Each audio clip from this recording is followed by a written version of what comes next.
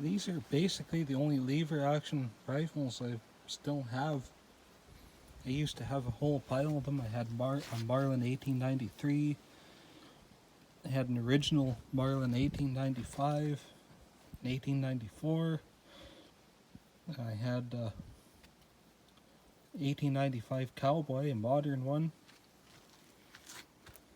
I had a couple of saddle ring carbines, 2520, 3855, model 1894,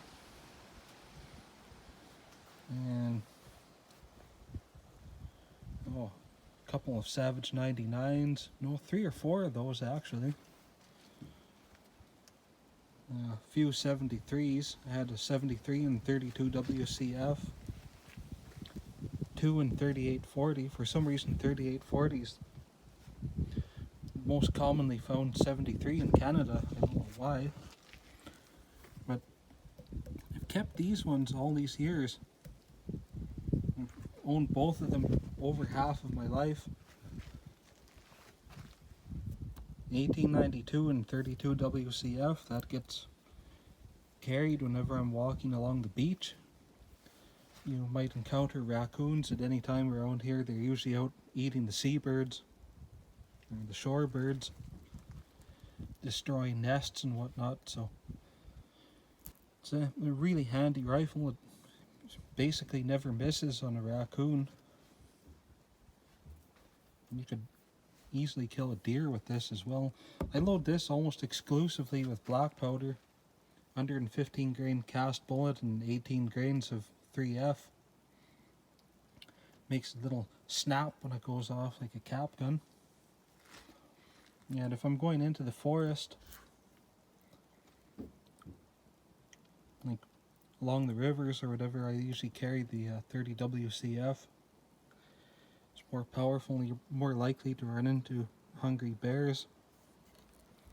Never had to shoot a bear ever in my life, but it just makes you feel a little bit better when you're carrying one of these. And you may ask, why do I carry a rifle and not the saddle ring carbine? Because the carbine's lighter, etc., etc. But this is why.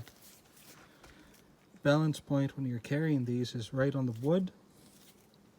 It's a lot more comfortable in winter and in summer also, when you've left the gun sitting in the sun.